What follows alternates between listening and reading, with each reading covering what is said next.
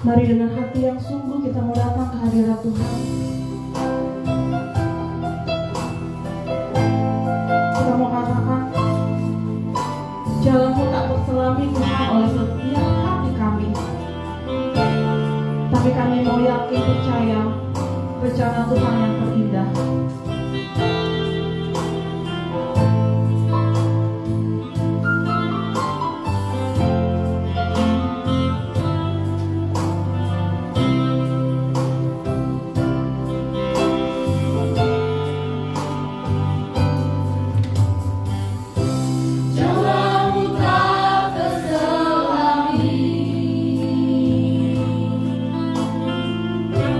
Oleh setiap hati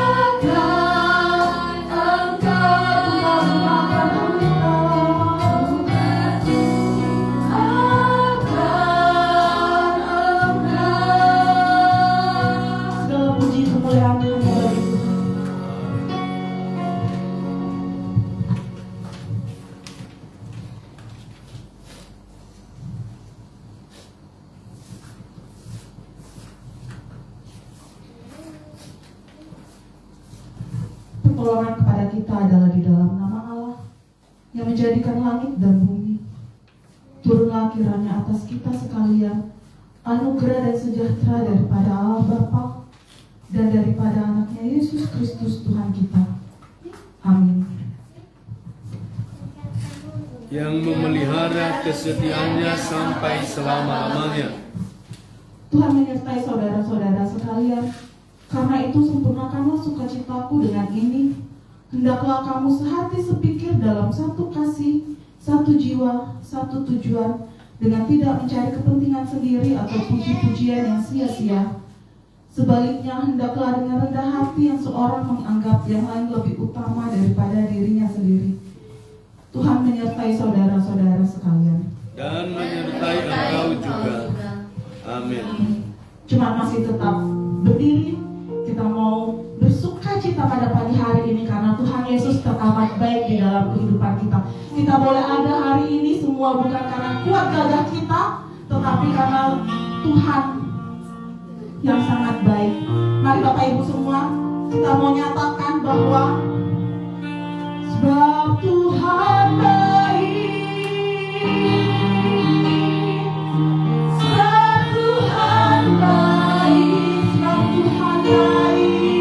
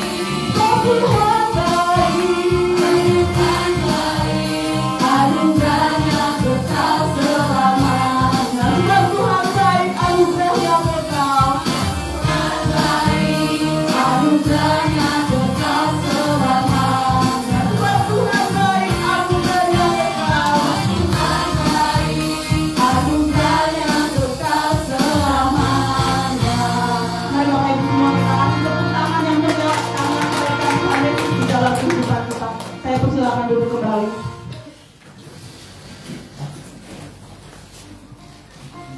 Bintani tahun baru kita pada pagi hari ini. Nanti liturgis, kemudian jemaat, kemudian ada pembacaan dari kaum PWMI, P2MI, dan P3MI, kemudian sekolah minggu dan remaja. Sebab Tuhan Dia sendiri akan berjalan di depanmu. Dia sendiri akan menyertai engkau. Dia tidak akan membiarkan engkau dan tidak akan meninggalkan engkau. Janganlah takut dan janganlah patah hati.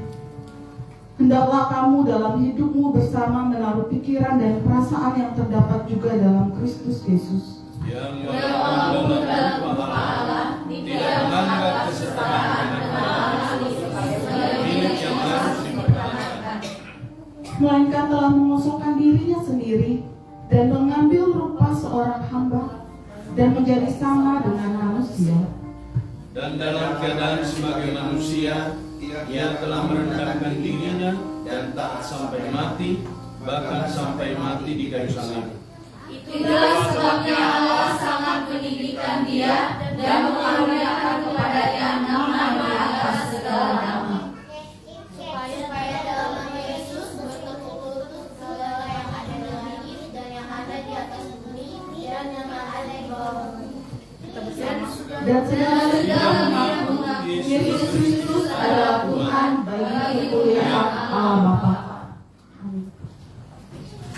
Bapak Ibu sekalian, mungkin di tahun 2025 ada doa-doa kita yang belum terjawab. Tapi jangan menyerah, tetap doakan, tetap gumulkan di tahun ini. Karena sepanjang kehidupan kita akan ada banyak tantangan, akan ada sukacita dan dukacita bergantian. Tetapi Tuhan tidak pernah meninggalkan kita. Dan Dia berjanji bahwa akan ada pelangi sehabis hujan.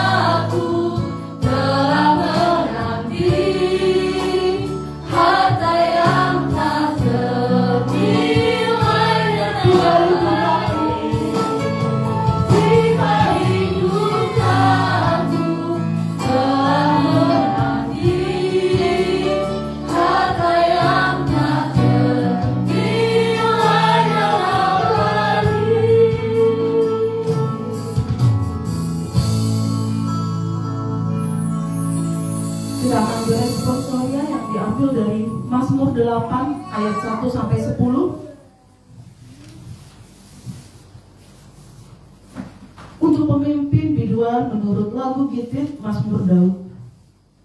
Ya Tuhan, Tuhan kami, betapa mulianya nama-Mu di seluruh bumi. Keagungan-Mu yang mengatasi langit dinyanyikan.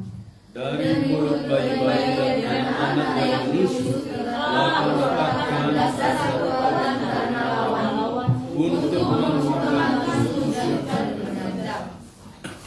Jika Ku melihat langit-Mu, buatan jari-Mu, bulan dan bintang-bintang yang Kau tetapkan. Apakah manusia sehingga Engkau mengingatnya? Apakah manusia sehingga Engkau menyudahkannya? Namun Engkau telah membuatnya hampir sama seperti Allah dan telah memahkotanya dengan kemuliaan dan hormat. Engkau membuat dia berkuasa atas segala tanganmu, segala-galanya telah Kau letakkan di bawah kakinya.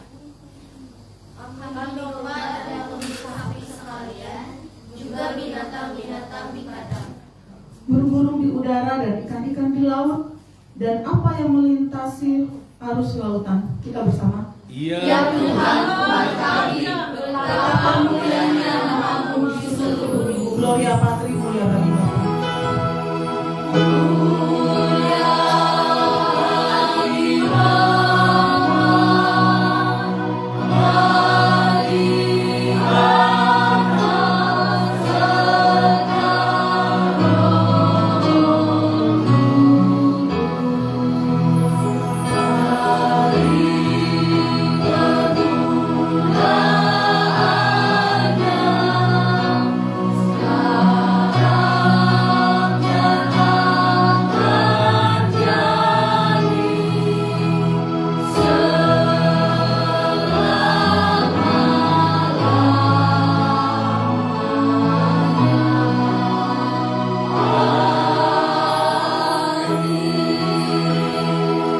Bersama kita mengikrarkan pengakuan iman Mesianum Konstantinopel.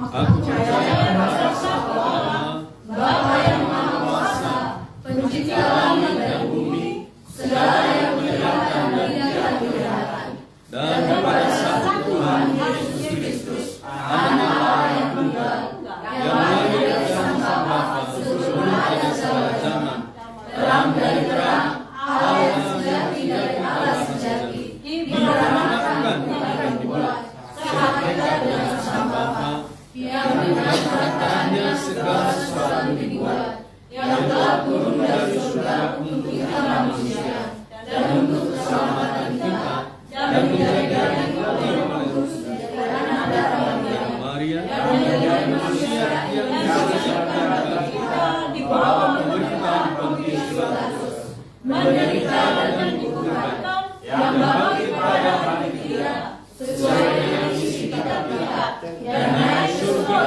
yang duduk di sebelah kanan Sang Bapa, dan akan datang kembali dengan kemuliaan untuk menghakimi orang yang hidup yang raja dan akan berakhir. Aku percaya pada Roh Kudus, yang menjadi Tuhan dan yang menghidupkan, yang keluar dari Sang Bapa dan Sang Anak, yang bersama-sama dengan Sang Bapa dan Sang Anak, disembah dan dimuliakan, yang telah berfirman dengan perkataan para nabi. Aku percaya satu gereja yang kudus dan am dan rasuli. Aku mengaku satu baptisan untuk pengampunan dosa. Aku menantikan kebangkitan orang mati dan kehidupan di zaman yang akan datang. Amin. Jika dipersilakan duduk kembali.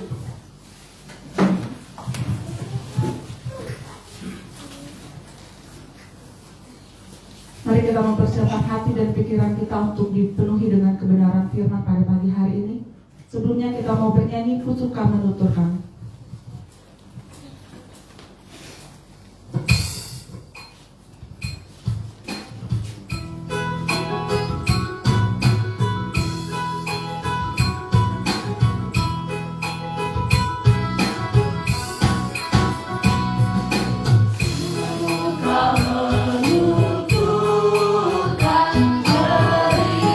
Cerita mulia, cerita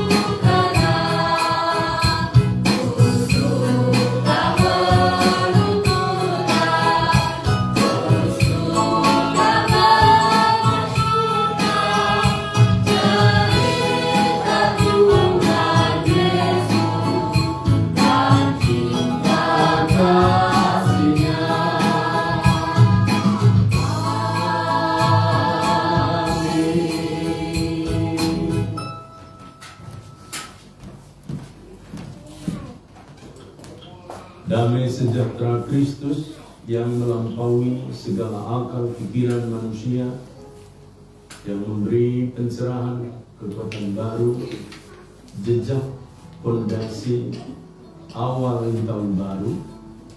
Dari tempat ini Engkau memberkati menolong kami mengarungi 365 hari ke depan dengan sehat, selamat, sukses, berhasil, dan setiap ada kendala kegagalan Engkau memberikan jalan keluar. Tolonglah kami Bapa, sebab kami mengalaskannya di dalam firman-Mu. Dalam nama Yesus kami sambut firman-Mu. Amin. Silakan duduk Bapak Ibu, saudaraku yang mengasihi Tuhan. Selamat Natal kepada kita semua, dan juga selamat memasuki tahun baru tahun 2026. Kita membuka satu bagian firman Tuhan dari Almanak Gereja Metodis Indonesia yang diberikan kepada kita, yaitu dari Injil Lukas pasal 2 ayat 15 sampai dengan 21. Demikian firman Tuhan. Setelah malaikat-malaikat itu meninggalkan mereka dan kembali ke surga, gembala-gembala itu berkata seorang kepada yang lain, "Marilah sekarang kita pergi ke Betlehem untuk melihat apa yang terjadi di sana, seperti yang diberitahukan Tuhan kepada kita." Lalu mereka cepat-cepat berangkat dan menjumpai Maria dan Yusuf, serta bayi yang berbaring di dalam palungan. Ketika mereka melihatnya, mereka memberitahukan apa yang telah dikatakan kepada mereka tentang anak itu. Semua orang yang mendengarnya heran tentang apa yang dikatakan gembala-gembala itu kepada mereka. Namun Maria menyimpan semua hal itu di dalam hatinya dan merenungkannya. Kemudian kembalilah gembala-gembala itu sambil memuji dan memuliakan Allah karena segala sesuatu yang telah mereka dengar dan mereka lihat. Semuanya sesuai dengan apa yang telah dikatakan kepada mereka. Ketika genap 8 hari dan ia harus disunatkan, ia diberi nama Yesus, yaitu nama yang disebut oleh malaikat sebelum ia dikandung oleh ibunya. Lalu mereka cepat-cepat berangkat dan menjumpai Maria dan Yusuf serta bayi yang terbaring di dalam palungan. Sedemikian jauh pembacaan firman Tuhan ini, Bapak Ibu, jemaat yang mengasihi Tuhan. Tentu yang berbahagia adalah setiap kita yang membaca, tetapi juga merenungkan dan mempraktekkan firman Tuhan ini dalam hidup kita hari lepas hari. Haleluya. Respon benar menentukan jalan yang benar. Bapak Ibu, jemaat yang mengasihi Tuhan, sepanjang pelayanan kependetaan saya sudah hampir memasuki tahun ke-30. Mulai dari saya guru Injil. Dan di setiap tempat saya melayani itu, Bapak Ibu, selalu penghujung tahun itu dirayakan dengan sangat dan super meriah. Kadang berlebihan. Dan saking meriah begitu rupa, tepar dan besok paginya tidak bisa bangun. Bahkan ada seperti satu kebudayaan sepanjang hari itu tidur, membalas sepanjang malam tidak tidur. Philip Yancey menyebut itu adalah penyakit yang diundang. Bukan penyakit yang datang secara alamiah, tapi diundang dengan sengaja. Dan saya yakin kita yang ada di tempat ini dengan segar bugar, dengan sengaja juga kita mengundang bahwa kita mau hidup sehat. Pada waktu pergantian malam tadi saya terbangun sebentar. Tentu bersyukur, berdoa, lalu kembali tidur. Saya tidak mau mengorbankan sesuatu yang merusak tubuh saya hanya karena sekelumit kecil dalam sejarah perjalanan hidup saya yang panjang. Dan sebentar lagi saya sudah memasuki usia 56 tahun. Tahun depan tentunya, tahun ini. Dan saya rindu digenapi di dalam firman Tuhan 70 tahun. Jika kuat 80 dan ada bonus 90 seperti ayah ibu saya, dan bisa perlu 105 tahun seperti kakek nenek saya. Dan ini merupakan satu investasi yang membutuhkan komitmen, yang membutuhkan respon yang benar atas setiap sapaan firman Tuhan di dalam hidup saya. Dan tentu jemaat juga menginginkan hal yang sama. Ayat 15 sampai dengan 20 dalam pembacaan firman Tuhan ini adalah respon atau tanggapan para gembala setelah mendengar berita kesukaan untuk seluruh bangsa yang disampaikan malaikat Gabriel kepada mereka. Hari ini telah lahir bagimu Juru Selamat, Mesias di kota Daud. Dan Bapak Ibu, ketika saya mencoba merekonstruksi ayat ini untuk kita yang hidup di zaman milenial ketiga ini, kita coba mengerti Bapak Ibu. Kalau ada satu barang berharga yang dititipkan seseorang kepada kita dan menjadi milik kita, kira-kira kita akan hambur-hamburkan, atau kita sepelekan, atau kita jaga dengan penuh komitmen. Dulu saya pernah sebelum punya mobil dititipin orang mobil. Bapak Ibu, saya perlakukan seperti milik saya, padahal baunya satu pun bukan punya saya. Jangankan baunya, spionnya saja pun bukan punya saya. Tapi setiap pagi saya lap, saya bersihkan, saya panasin. Saya juga tidak tega mengisinya dengan pertalite pada masa itu, bensin biasa. Tapi saya isi dengan yang lebih tinggi. Dan Bapak Ibu Saudara, sahabat saya pakai, saya lap tempat duduknya, saya semprot-semprot. Padahal bukan punya saya. Hanya dititip kurang lebih beberapa bulan. Saya jaga betul. Jikalau hari-hari ini Bapak Ibu Saudaraku seperti yang dipraktekkan oleh para gembala ini, mereka dititipin satu berita yang berharga, hari ini telah lahir bagimu para gembala, yaitu Mesias. Maka itu mereka pegang dan rawat, dan yang menggerakkan seluruh hidupnya. Itulah sebabnya kehidupan mereka waktu gembala sebelum bertemu firman dan sesudah bertemu firman berbeda.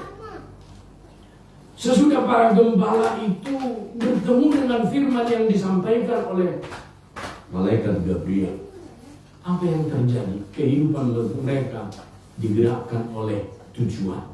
The purpose-nya, driven life itu oleh ada satu tujuan, digerakkan dari surga. Berbeda sebelumnya, kehidupan mereka digerakkan oleh upah. Kehidupan mereka digerakkan oleh naluri. Tapi sejak pertemuan itu digerakkan oleh kerajaan Allah. Dan ketika kita perhatikan pada bagian 15 sampai dengan 20 ini, jikalau kita mengkondisikan diri kita salah satu dari para gembala itu, betapa kita adalah orang-orang yang beruntung. Betapa kita adalah orang-orang pribadi yang telah menerima firman Allah itu, yang kepada orang lain, bangsa-bangsa lain tidak disampaikan oleh Tuhan. Ini salah satu yang terkeren menurut saya. Allah menyapa mereka yang papa. Sehingga Bapak Ibu, saya yakin para gembala itu menganggap dirinya jauh lebih tinggi daripada Raja Herodes. Menganggap dirinya jauh lebih tinggi dari para ahli-ahli Taurat. Sekalipun ahli Taurat sampai di kebantal-bantalnya di bawah Taurat itu dicek, recheck, terus dicari kebenarannya, nubuatnya, tapi tidak menemukan Mesias. Tahu nggak mereka? Tahu. Bukankah dalam percakapan dengan Raja Herodes itu, Bapak Ibu, karena Raja Herodes juga mengumpulkan ahli-ahli Taurat.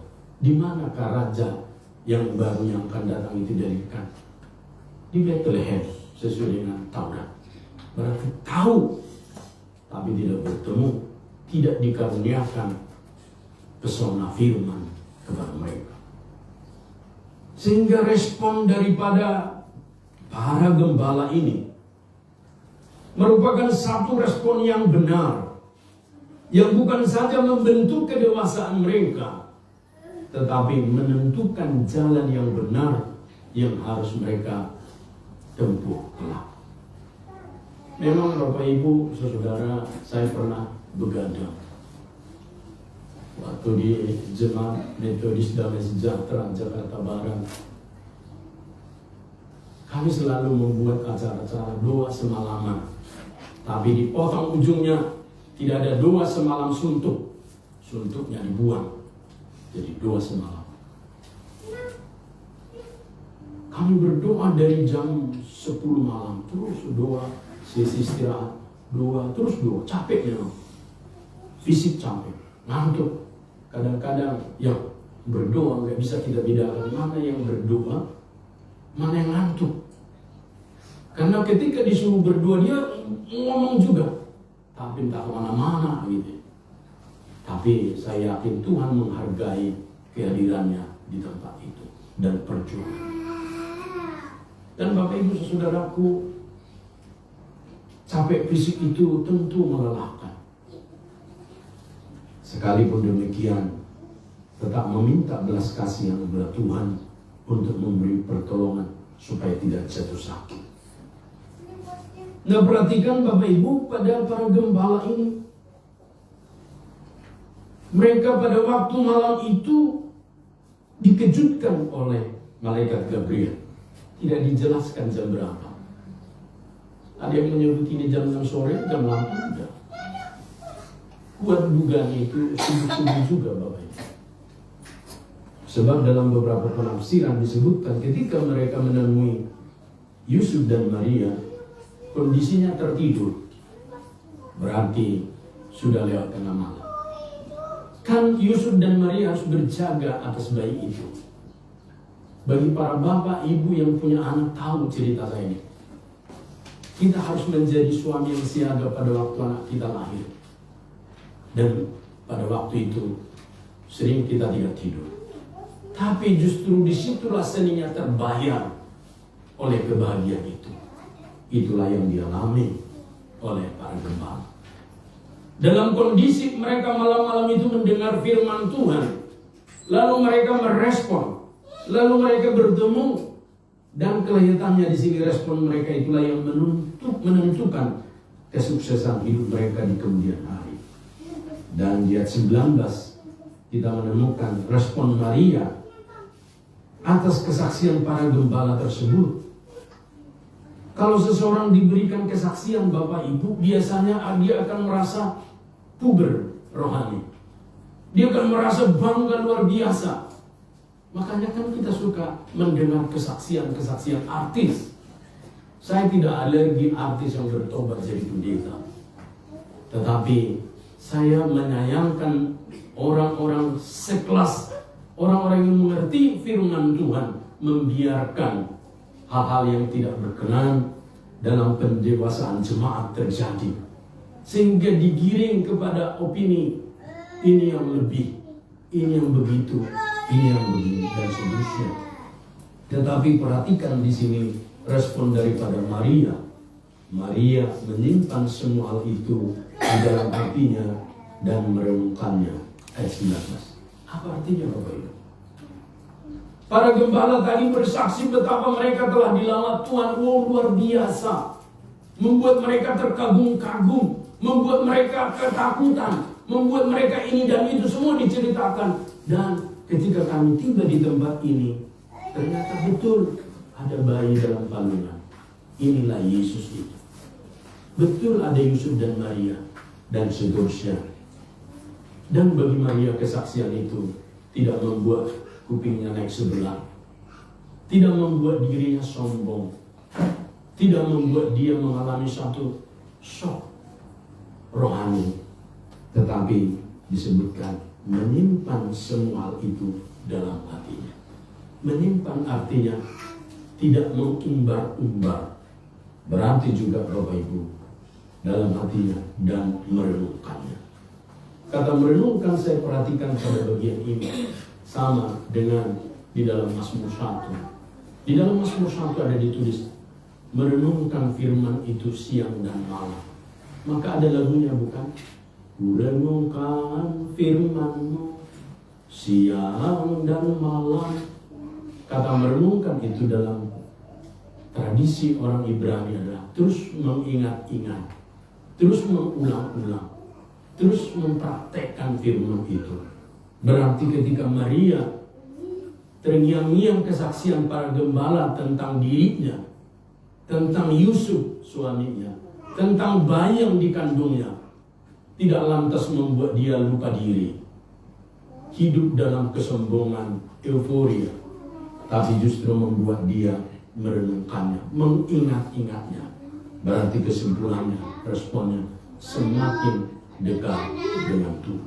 Nah, Bapak Ibu saudaraku jemaat yang mengasihi Tuhan, pada bagian yang ketiga di sini ayat 21 adalah respon Yusuf dan Maria sebagai orang Yahudi yang melakukan hukum Taurat. Tentu mereka menyunatkan anak laki-laki itu pada hari yang ke-8. Itu hukum Musa. Ada dicatat di dalam Imamat 12 Taurat itu, peraturan-peraturan.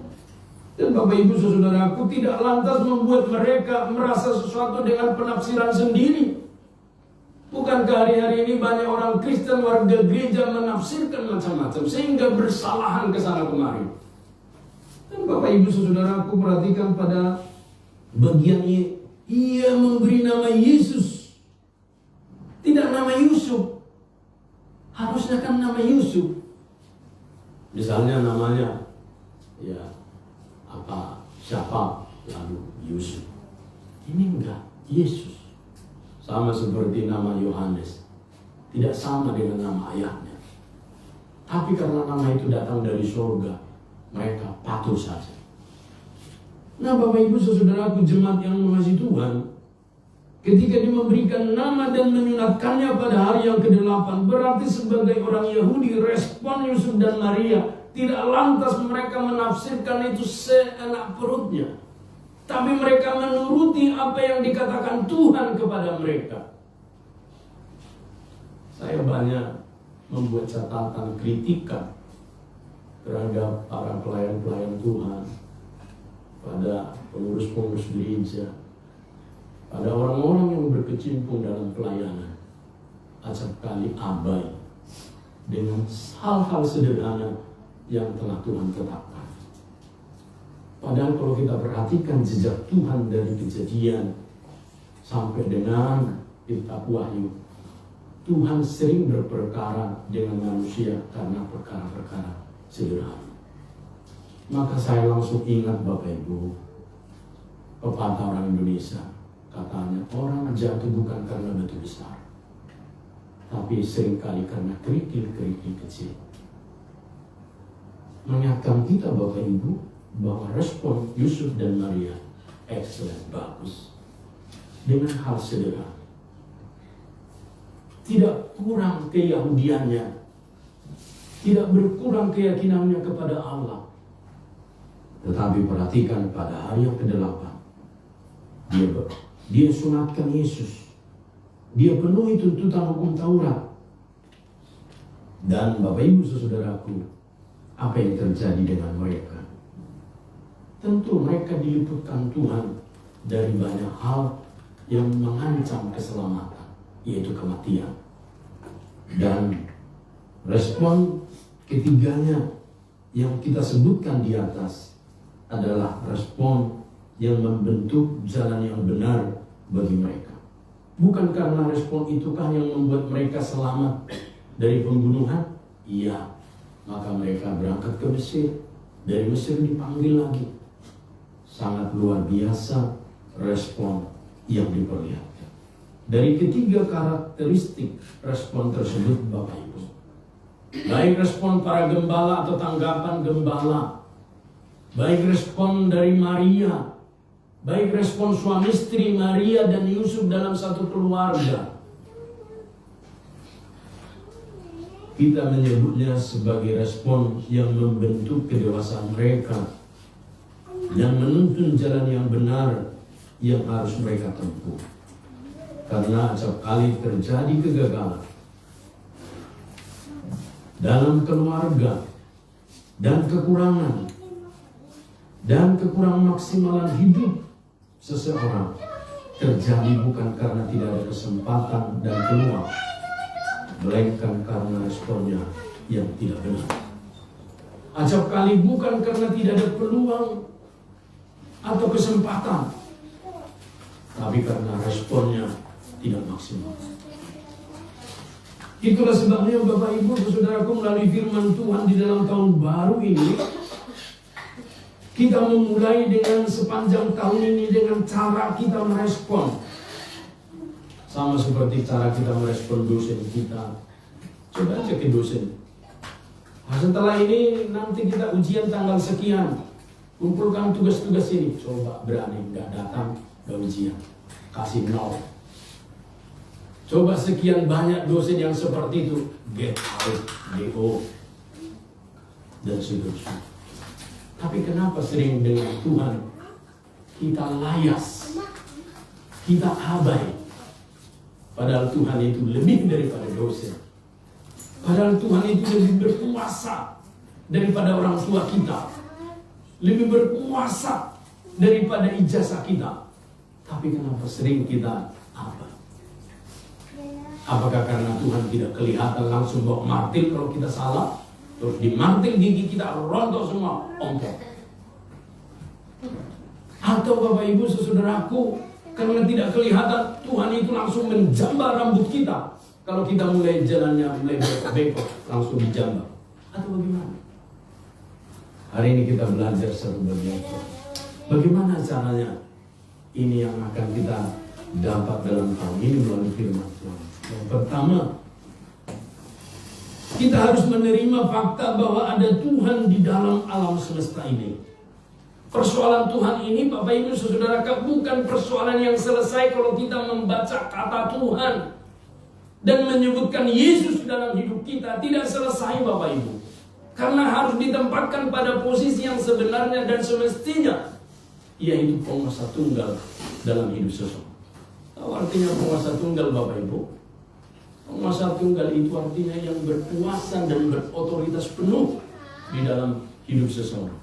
Baik pikirannya, baik hatinya, baik tingkah lakunya digerakkan oleh penguasa itu, Bapak Ibu Saudara. Sehingga Bapak Ibu Saudara, kadang kalau kita bernyanyi memuji Tuhan dengan kata aku mengasihi Engkau Yesus dan seterusnya dalam hidup kita, kadang-kadang saya berpikir menganalogikan seperti drama. Begini Bapak Ibu, mungkin Tuhan dari atas sana berkata, mengasihi, pikiranmu nggak di tempat ibadah. Mengasihi, sebentar juga kau lupa. Ketemu teman bermainmu di siring, lupa kau hari Minggu. Lupa kau ibadah dan seterusnya. Itulah sebabnya hari-hari ini kita belajar tentang fakta bahwa ada Tuhan di alam semesta ini. Ini yang harus ditundukkan Bapak Ibu. Ada satu pengajar teologi yang berkata begini, pikiran kita itu harus ditundukkan oleh pikiran Kristus. Kalau pikiran kita, Bapak Ibu Saudaraku, tidak ditundukkan di bawah pikiran Kristus, maka pikiran kita itu menjadi pikiran yang bisa melebar kemana-mana, dan seolah-olah kita menjadi penguasa atas hidup kita, Bapak Ibu.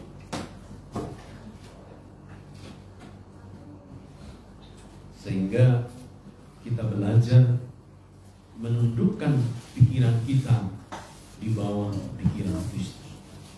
Para gembala Yusuf, Maria bukan sekedar orang Yahudi dan berkeyakinan Taurat, tetapi percaya dan mempercayakan dirinya pada Tuhan. Ini kalimat mesti dicerna dengan baik. Kita kadang mempercayai Tuhan, ya, dalam banyak hal. Tapi semua kan? Itu yang pertama. Yang kedua, Tuhan mempercayai kita enggak? Itu sebabnya banyak orang kan terjebak dan berkata agama itu adalah candu. Candu. Jadi katanya orang beribadah menyembah Tuhan karena kecanduan. Sama seperti orang kecanduan rokok. Habis makan yang dicari adalah rokok. Jadi katanya beribadah itu kecanduan. Bapak Ibu, kalau karena kecanduan, maka tidak bertahan sampai dengan hari ini. Ada limit, candu itu akan berhenti. Itulah sebabnya kita percaya bahwa itu semua karena pekerjaan Tuhan dan Roh Kudus Tuhan. Alkitab mencatat bahwa semua orang yang percaya Tuhan pasti berkomunikasi dengan Tuhan. Dan sebaliknya, dengan caranya yang istimewa, membuka komunikasi dengan orang yang diperkenankannya. Perhatikan pada bagian firman Tuhan tadi, Yusuf didatangi Tuhan lewat mimpi. Karena pada masa itu mimpi menjadi sarana anugerah Tuhan untuk berbicara dengan umat. Lah sekarang gimana? Tidak, lewat Yesus Kristus, lewat firman Tuhan. Jadi jangan lagi bermimpi-mimpian, apalagi mimpi di siang bolong, Bapak Ibu. Karena kebanyakan begadang malam-malam, akhirnya siang bolong dia tidur, mimpi dia pun dikejar-kejar anjing, Bapak Ibu. Karena tadi malam makan daging anjing. Nah, mengajarkan kita hari-hari ini, Yusuf didatangi Tuhan lewat mimpi. Bahkan juga Maria dan para gembala didatangi malaikat Gabriel. Sungguh luar biasa, didatangi. Lalu kita sebenarnya juga sedang didatangi oleh firman Tuhan. Ketika Alkitab kita ini ada di tempat kos kita, firman itu mendatangi kita terus-menerus. Ketika di dalam handphone kita ada Alkitab, kita didatangi terus-menerus. Tapi kita membungkam diri, tidak membuka sedikit pun tentang firman Tuhan itu. Bahkan ada orang yang berkata, adakah itu di dalam Alkitab? Apa itu? La ilaha illallah. Kok dia enggak baca Alkitab dalam hati saya? Usia sudah bangkotan. Bapak Ibu saudaraku, mari luangkan waktu retret sedikit baca firman Tuhan. Ambil waktu seharian baca firman Tuhan. Jangan bertekad, Sabtu libur kampus, waktu yang terbaik pagi sampai sore ngolor. Itu terbalik Bapak Ibu. Sehingga nampaklah pada bagian ini Tuhan pada tempat yang seharusnya dalam hidup kita, yaitu sebagai penguasa tunggal, harus kita praktekkan, harus perlu tekad.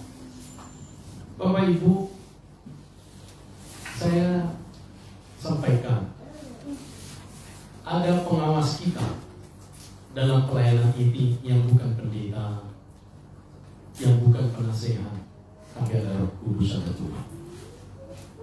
Kalau kita tidak hormat lagi dengan Roh Kudus, lalu dengan siapa lagi kita hormat? Bukankah itu menentukan kualitas hidup kita selanjutnya? Itulah sebabnya pada bagian yang pertama itu, Bapak Ibu, kita harus menerima kenyataan dan harus menundukkan pikiran kita di bawah pikiran Kristus. Itulah yang dialami oleh para gembala, sehingga mempunyai kesaksian yang luar biasa, dan mereka dipilih oleh Tuhan. Dan kalau berbicara tentang gembala, Saya yakin bukan gembala Bethlehem ini yang paling bagus pada waktu itu. Masih banyak gembala-gembala lain. Jangankan di kampung saya pun mungkin sejaman dengan itu penggembalanya bagus. Tapi tidak dipilih Tuhan. Tapi kenapa yang dipilih? Mengapa kita yang dipilih Tuhan? Coba kita merenung. Mengapa saya dipercaya Tuhan majelis? Mengapa bukan si Anu? Padahal si Anu berjuang untuk dapat majelis, enggak terpilih. Sebenarnya Tuhan sedang mengecek hati kita. Tuhan tahu yang terdalam. Sama seperti kata firman Tuhan. Kita akan melihat yang kelihatan, tapi Tuhan melihat hati. Itulah sebabnya Tuhan memilih Daud. Bukan saudara Daud yang gagah perkasa itu. Samuel, Nabi Samuel tertipu. Saya pun bisa tertipu. Saya pikir si X ini jahatnya minta ampun, tapi ternyata baiknya minta ampun. Saya pikir B ini baiknya minta ampun, ternyata endingnya jahat minta ampun. Hari ini Bapak Ibu, ini masa-masa kita dikoreksi oleh Tuhan. Kalau ada yang bengkok, luruslah. Kalau ada yang lurus, jangan bengkok lagi. Ya makin lurus terus. Kalau ada kita sudah setia, setialah terus. Kalau ada kita misalnya Bapak Ibu terpesona oleh godaan-godaan, mari belajar. Kita yang mempesona membuat orang menjadi benar. Jangan kita turut membuat ketidakbenaran bagi orang semakin dalam. Tuhan memberikan 24 jam tanggal 31 itu ada di sana jam tidur. Bukan jam kita mabok, minum alkohol, entah apa-apa kita kerjakan, jam 4 pagi baru tidur. Tuhan berkata, pray. Apa itu saudaraku? Kita kadang berpikir itu milik kita, bukan. Itu adalah kesempatan terakhir bagi kita. Sehingga pada bagian yang kedua Tuhan mengajarkan kita hidup untuk hari ini dan besok adalah bonus. Saya yakin para gembala itu tidak menunda-nunda itu. Kan bisa saja dengan karakteristik orang-orang yang hidup zaman sekarang, baik generasi milenial, Gen Z, Gen Alpha, suka menunda-nunda. Mereka generasi yang lembek. Ya, dikatakan A dikerjakan B, dikatakan C dikerjakan D. Ya untuk kalau masih dikerjakan. Yang kita bilang A 10 dari tadi, 1 pun dari yang dikerjakan. Dan membuat saya terharu oleh itu. Ini generasi apa ke depan ini kalau begini begitu? Karena kita nggak berjuang cari makan dulu baru makan. Kalau zaman saya Bapak Ibu, pergi dulu saya melepaskan ayam di ladang dari kandang, melepaskan kerbau dari kandang bawah kolong rumah, pindahkan ke ladang, kasih makan babi dan seterusnya. Baru saya mandi, baru saya berangkat sekolah. Sebelum berangkat baru ada nasi setengah piring dan lauknya pun kadang-kadang tidak ada. Tapi tetap bisa menjadi pribadi yang berintegritas. Tidak dengan teman-teman yang pagi-pagi di sini dibangun orang tuanya. Oh, bangun, diangkat dari tempat tidur, dimandikan, dikasih sarapan dan seterusnya. Saya yakin kualitasnya di kemudian hari akan berbeda. Maka ketika di perantauan Bapak Ibu saudaraku, saya tidak mendapat makan satu hari. Saya tidak langsung memilih gantung diri di Woncabi. Tapi saya lihat itu adalah kesempatan saya untuk maju, untuk berjuang supaya besok bisa makan. Dan Bapak Ibu betul tercapai dan tercapai. Itulah sebabnya seolah-olah hari ini, sehingga kita terhindar dari penyakit menunda-nunda. Kesaksian hidup para gembala, hidup dari dalam komunitas salib. Gembala-gembala itu berkata seorang kepada yang lain, ayat 15. Apa yang terbersit dalam pikiran kita melihat kelompok para gembala ini? Seorang berkata kepada yang lain. Hari-hari ini bukankah sebaliknya yang terjadi? Dalam satu rumah 3 orang pun bisa kesepian. Karena yang satu bukan HP, saya di pojok sana harus mengirimkan pesan message WA di kelompok kami JMD Ministry, ada ayah, ibu, anak. Sosen, tolong ini nanti nih. Saya di situ. Sosen ada di sini. Maminya dari mana gitu? Nah ini saya berpikir sudah nih. Dalam satu rumah kami berkomunikasi dengan santun melalui WA group. Berarti kami kesepian sekalipun kami plural, ada 3. Bapak Ibu Saudaraku, perhatikan para gembala ini, mereka berkata seorang kepada yang lain, seorang kepada yang lain. Bahkan juga di sini dikatakan, marilah sekarang kita pergi ke Bethlehem. Ini nggak menunggu mereka rapat dulu berminggu-minggu, berbulan-bulan, berjam-jam. Seperti kebiasaan hari sekarang rapat, yang datang 2, tunda rapat supaya datang 5. Lah, ini sebenarnya apa yang terjadi? Karena spiritnya berbeda. Karena kita menganggap besok masih ada. Padahal besok nggak ada, Bapak Ibu. Saya pastikan. Kalau kita misalnya besok ada, semua karena anugerah Tuhan. Kalau besoknya ada lagi, semua karena anugerah Tuhan.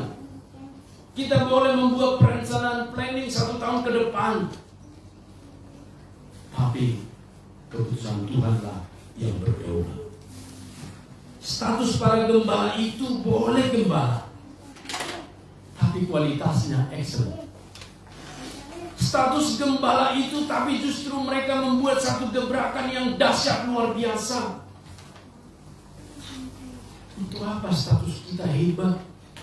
Update status selalu. Sebentar di hotel Mercury, sebentar di hotel mana, sebentar di mall mana. Dari 8 penjuru mata angin kita mengupdate status ada di sana semua. Tapi dalam kenyataannya kita tidak excellent. Komunitas kita tidak ada. Kita kesepian di tengah keramaian. Berarti mengajarkan kita hari ini, Bapak Ibu, kembalilah back to basic. Kembalilah ke alam seperti para gembala. Mari memperkatakan firman, mari memperkatakan yang baik, mari memperkatakan mengajar, mari memperkatakan berkat. Jangan membuat orang lain kesandung, jangan memberikan kepahitan kepada orang lain. Ya, kalau udah si A itu begini-begini, si A kan tidak tahu si B, langsung kepahitan. Si B ceritakan ke si J, maka melihat dengar suara motornya aja betul-betul, wah, ajar nih sudah datang si J, padahal dia nggak pernah interaksi, menanggung kepahitan. Maka hari ini kita belajar dari firman Tuhan ini, Bapak Ibu. Mari kita mempraktekkan berkomunitas yang baik. Maka jangan menjauh dari kelas meeting, karena di kelas meeting itulah kita dibentuk. Kehidupan para gembala itu berkelas. Ternyata bukan kaleng-kaleng kehidupan para gembala itu. Justru kehidupan Herodes di istana itu yang kaleng-kaleng. Dan kelihatan sekali mereka saling menguatkan dan saling memberkati. Dan mereka tidak saling menyalahkan. Tahu saling menyalahkan, Bapak Ibu? Kalau kita rekonstruksi ayat ini, kita berkumpul 5 orang. Datang firman Tuhan seperti kepada para gembala. Kan tadi juga sudah saya bilang, kau sih sok-sokan. Kalau saya mah takut, saya tidak mau. Akhirnya saling menyalahkan. Tapi perhatikan para gembala ini, apa kata mereka? Marilah kita pergi ke Bethlehem. Adakah di antara kita sepanjang malam dalam acara perayaan tahun baru kita, jangan lupa ya besok kita ibadah bersama. Harus lekas tidur supaya mimpi yang bagus indah. Tapi apakah kita juga berkata lanjut?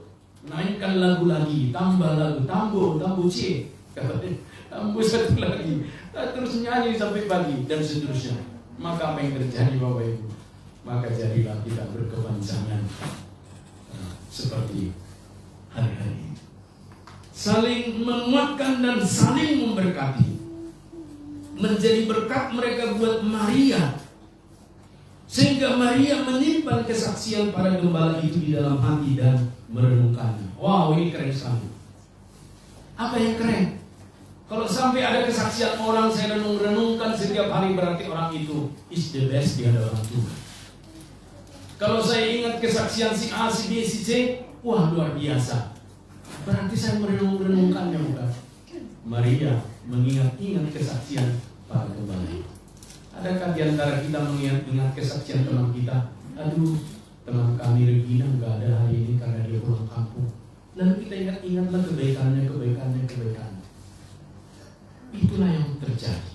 Tapi sebaliknya, untunglah dia tidak ada. Kalau ada dia rusuh. Untunglah dia kalau dia tidak ada. Kalau ada dia bakalan ribet gitu. Tetapi pada bagian ini menjelaskan kepada kita menyimpan kesaksian itu dan merenungkannya. Saya banyak menyimpan kesaksian Bapak, termasuk Bapak Pendeta, ya, termasuk kesaksian pujian. Saya coba renungkan luar biasa. Tapi walaupun kadang-kadang dilihat yang kesaksian pujian dalam praktek hidupnya sangat berbeda jauh. Dia nyanyikan lagu kesetiaan itu kemarin. Kasih setiamu yang ku rasakan. Oh, luar biasa, haleluya. Tapi kasih setia untuk datang ibadah pun tidak sanggup dia tembus dan terobos. Lalu di mana lagu itu? Maka ada nama pendeta kita, pendeta almarhum Eka Dharma Putra, lain di bibir, lain di hati kalah. Mari belajar dari para gembala, hidup berkomunitas dan menjadi berkat. Sarana yang diberikan gereja kita melalui kelas meeting. Mari kita belajar berkelas meeting. Kelas meeting PWMI, kelas meeting P2MI, kelas meeting P3MI, kelas meeting ABC dan seterusnya. Sehingga terciptalah komunitas seperti komunitas para gembala yang memberkati. Yang ketiga, jalan yang ditempuh di jalan Tuhan pasti yang terbaik. Bagaimana menjadikan hari-hari ini Bapak Ibu respon kita benar membentuk jalan yang benar? Maka kita harus di jalan yang ditempuh itu pasti Tuhan ada dan jalan yang terbaik. Yusuf dan Maria itu Bapak Ibu jemaat sudah lama almarhum. Ya, jangan lagi bermimpi mau bertemu Yusuf dan Maria ke Bethlehem, ke Nazaret, Galilea, tidak ada lagi. Tetapi Bapak Ibu, jejak mereka tidak pernah hilang dalam sejarah kerajaan Allah sampai ke masa kini dan masa yang akan datang. Firman Tuhan telah mencatat mereka. Sejarah mereka telah masuk dalam sejarah firman Tuhan ini. Bagaimana dengan sejarah hidup kita? Bisakah seirama dan masuk dalam ritme sejarah kerajaan Allah yang adalah gereja? Seharusnya bisa. Sebab sejarah hidup kita juga ada bersama dengan Tuhan Yesus. Rekaman lintasan zaman yang berlalu tetap menunjukkan jalan yang terbaik dan jalan-jalan hidup bersama dengan Tuhan. Itulah jejak-jejak kita. Dan ketika kita pernah di kota Banjarmasin, kita masuk dalam jejak sejarah GMI Immanuel Banjarmasin. Dan itu bukan suatu terpampang dan kita mendapat medali, tetapi terpampang dalam buku kehidupan sejarah kerajaan Allah. Sebab Bapak Ibu, kita nggak bisa mengulang peristiwa yang lalu ketika nanti kita pengen mengulangnya kembali. Sebab setiap zaman ada orangnya dan setiap orang ada zamannya. Zaman kami sudah lewat dan mungkinlah lagi masuk menjadi P3MI. Kalaupun saya duga tetap tidak bisa P3MI, tetap menjadi P2MI. Maka Bapak Ibu hargailah di mana kita P3MI berada. Hargailah ketika engkau pernah dipercayakan Tuhan menjadi pengurus P3MI. Lakukanlah yang terbaik untuk Tuhan, bukan untuk siapa-siapa.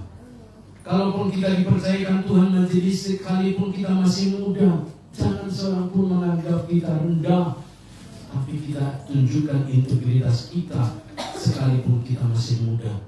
Karena disitulah terpancar cara kita diperlengkapi menuju masa depan. Oleh karena itu Bapak Ibu jangan beri ruang kepada hati yang mendua, seperti dikatakan dalam Yakobus 1 ayat 8. Sebab orang yang mendua hati tidak akan tenang dalam hidupnya. Kalau kita menjadi pengurus-penguruslah yang benar, kalau kita menjadi jemaat-jemaat yang benar. Sebab gereja itu adalah keluarga, bukanlah satu tempat hiburan, entertain, panggung dari satu event ke event lain, mempertunjukkan show di dalam ibadah-ibadahnya. Tidak, tapi gereja itu adalah keluarga, family. Maka satu dengan yang lain bagian daripada keluarga itu sendiri. Setiap kita suatu saat akan berhenti pada satu tujuan, pada ujung jalan yang ditentukan oleh Tuhan seperti Yusuf dan Maria. Tetapi jangan lihat berhentinya. Tapi perenungannya adalah seperti apa kita mengisi jalan-jalan tersebut. Saya 55 tahun, saya menoleh ke belakang, saya melihat saya pernah mengisi hal-hal yang berkaitan dengan kerajaan Allah. Dan Bapak Ibu saudaraku, boleh saja kita lupa atau lalai, abai dengan perkara-perkara kerajaan Allah. Tetapi Tuhan selalu memberi peluang. Hari ini Tuhan memberi peluang. Mulai hari pertama menjejak 365 hari ke depan, kita di posisi yang benar atau tidak, seperti rel kereta api. Yang tidak mengenal rel kereta api nanti sesekali datang ke Pulau Jawa, datang ke Jakarta naik rel kereta. Bapak Ibu sedikit saja dia keluar dari rel, dia pasti akan tercampak. Maka harus on the track, harus di rel itu terus, maka dia akan berhasil. Maka ketika kita pernah mempunyai komitmen, janji iman pada Tuhan, apa janjimu? Penuhi. Apa komitmenmu pada Tuhan? Penuhi. Apa yang engkau katakan kepada Tuhan? Lakukan. Sebab ada masanya nanti Tuhan berkata, sudah lewat. Sekarang waktu yang baru. Maka hari-hari pergunakanlah waktu dengan baik. Di atas semuanya berbahagialah setiap orang yang hidup di dalam jalan yang benar, seperti yang disampaikan Petrus dalam khotbahnya saat Pentakosta, Kisah Para Rasul 2, 39 dan 40.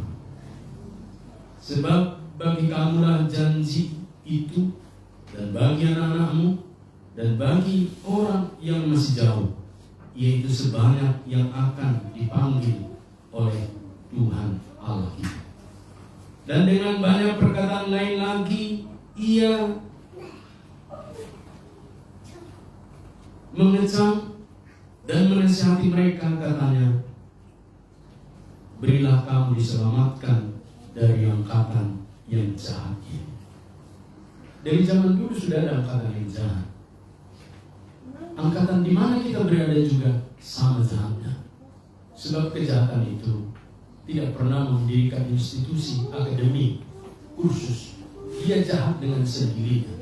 Dan kejahatan itu seperti kanker beranak-pinak. Maka satu hal yang perlu kita pegang adalah janji Tuhan yang menyertai kita. Seperti kepada para gembala, seperti kepada Yusuf dan Maria, dan terutama Bapak Ibu, seperti kepada kita.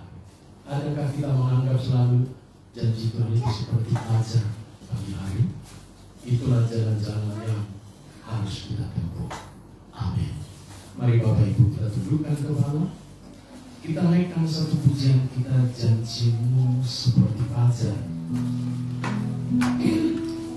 Ketika kita hadapi kehidupan ini, kita acap kali di persimpangan jalan mana yang harus kita pilih. Kita tidak mampu, tidak sanggup, tapi bersama Tuhan kita bisa memilih. Ketika aku hadapi kehidupan,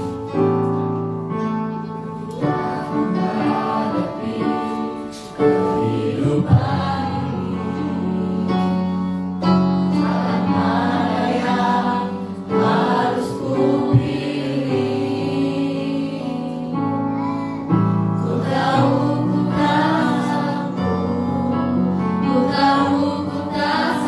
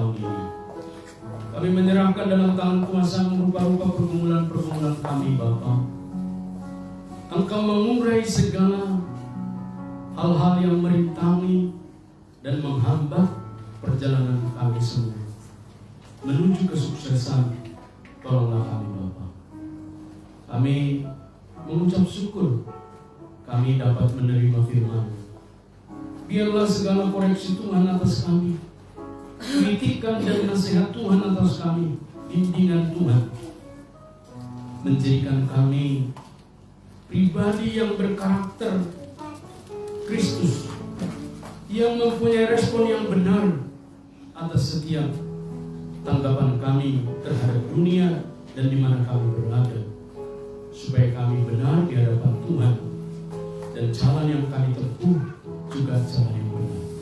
Terima kasih Tuhan. Kami menyerahkan semuanya menjadi kemuliaan bagi-Mu. Kami mempertaruhkan hari-hari yang akan kami tempuh ini bersama dengan Engkau. Di dalam nama Yesus kami berdoa dan kami bersyukur. Amin. Silakan duduk.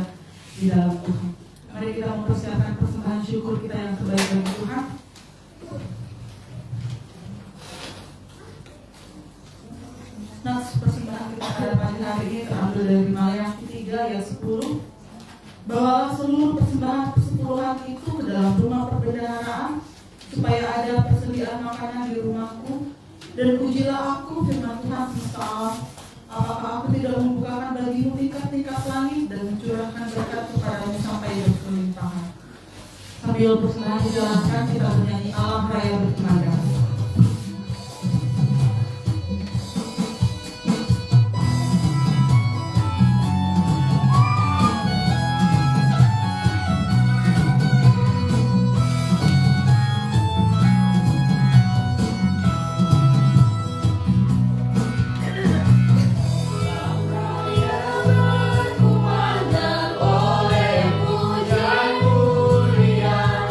Dari gunung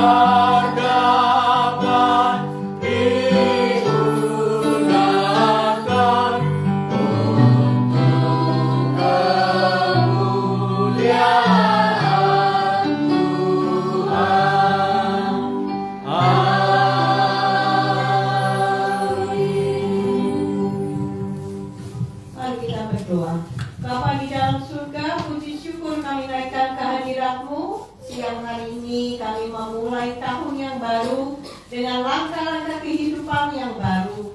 Dan kami ada di rumah Tuhan, bukan di tempat-tempat yang lain.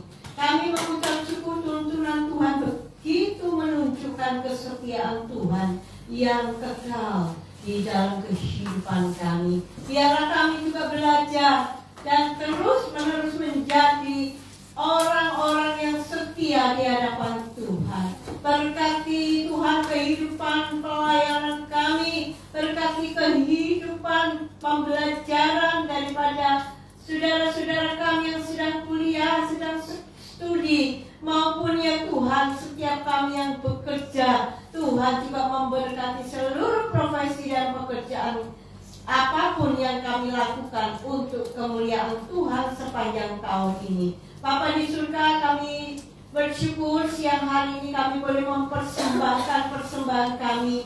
Kiranya Tuhan tangan-tangan yang terulur ya Tuhan, Engkau melihat hati kami yang memberikan dengan tulus. Kami juga bersyukur dengan pekerjaan maka ada berkat-berkat Tuhan yang kami dapat ya Tuhan berikan kepada Tuhan melalui persembahan pagi hari ini. Kiranya Tuhan memberikan hikmat kepada gerejamu untuk dapat mengelola akan berkat dan kasih anugerah Tuhan di dalam persembahan ini untuk kelangsungan gerejamu. Terima kasih Bapa pada syafaat kami. Kami juga berdoa bagi gerejamu Tuhan, untuk GMI wilayah 2 menjadi gereja yang memuridkan pertobatan, persekutuan, pemuridan dan pelipat gandaan.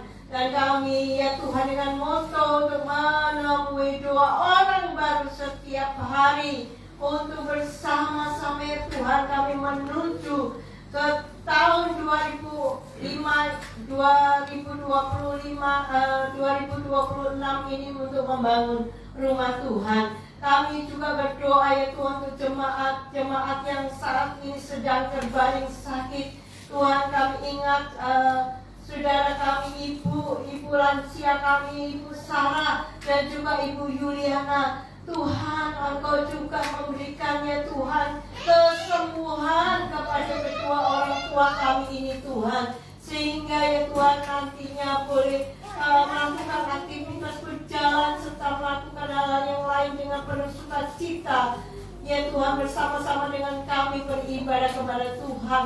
Tuhan, Engkau yang akan mengangkat segala beban sakit penyakit untuk kedua orang tua ini ya Papa. Demikian juga untuk saudara kami yang lain yang tidak kami dapat sebut namanya. Kiranya Tuhan, mereka yang sakit mendapatkan kesembuhan daripada Tuhan. Demikian juga ya Tuhan, Engkau berkati para majelis, Engkau berkati para pengurus P3MI, PWMI, serta ya Tuhan rencana ke depan untuk anak-anak sekolah minggu, untuk remaja, untuk P2MI. Tuhan berkati ya Papa, sehingga kebersamaan persekutuan ini ya Tuhan sepanjang tahun yang akan kami lewati ini Tuhan, sama seperti Tuhan memimpin kami di tahun-tahun yang lalu. Kami tidak bersama, kami tidak saling mengenal, namun kami saat ini sudah disatukan menjadi pengurus, menjadi majelis, menjadi guru sekolah minggu. Tuhan, inilah kesempatan kami boleh mensyukuri anugerah Tuhan,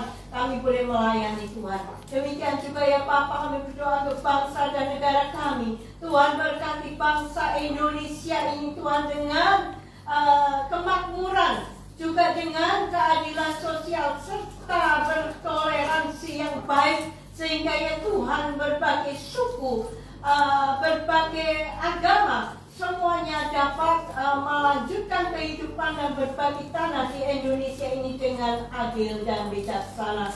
Tuhan berkati ya Papa pemangku jabatan, mereka diberikan hati yang takut kepada Tuhan untuk melaksanakan segala pimpinan kebijakan-kebijakannya. Demikian juga ya Papa, kami berdoa untuk saudara-saudara kami yang saat ini juga sedang mengalami musibah dan akibat daripada musibah longsor, banjir, bandang serta cuaca yang saat ini tidak mendukung, yaitu dengan adanya hujan yang turun dengan deras, sehingga ya Tuhan bencana ini berkelanjutan dengan berbagai pengaruh efek-efek yang saat ini sedang dialami oleh saudara kami dari Tapanuli, Tuhan, serta mereka yang di Aceh ataupun di daerah Balangan. Tuhan, Engkau berkati ya Tuhan mereka, Engkau beri damai sejahtera ya Tuhan, karena Engkau adalah Allah yang Immanuel, Allah yang selalu bersama-sama dengan mereka anak-anak-Mu.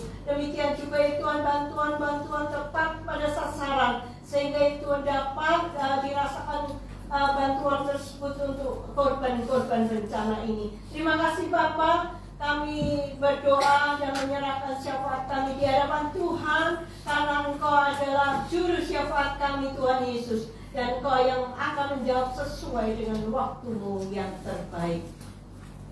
Terima kasih Bapa, kami serahkan doa kami, dan kami melanjutkan dengan doa yang Tuhan Yesus ajarkan kepada kami. Bapa kami yang di surga, dikuduskanlah namamu, datanglah kerajaanmu, jadilah kehendakmu di bumi seperti di surga. Berikanlah kami pada hari ini makan kami yang secukupnya, dan ampunilah kami akan kesalahan kami, seperti kami juga mengampuni yang bersalah kepada kami. Dan janganlah membawa kami ke dalam pencobaan,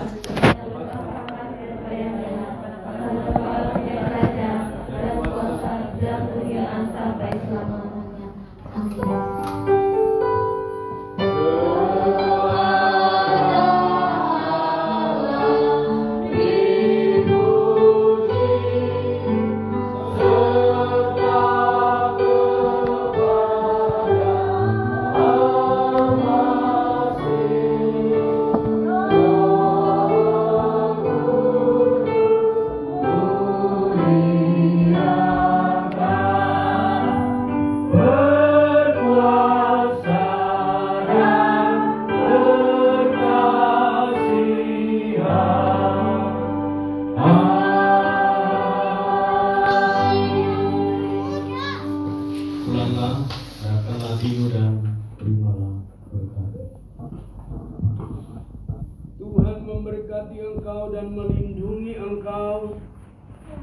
Tuhan menyinari engkau dengan wajah-Nya dan memberi engkau kasih karunia.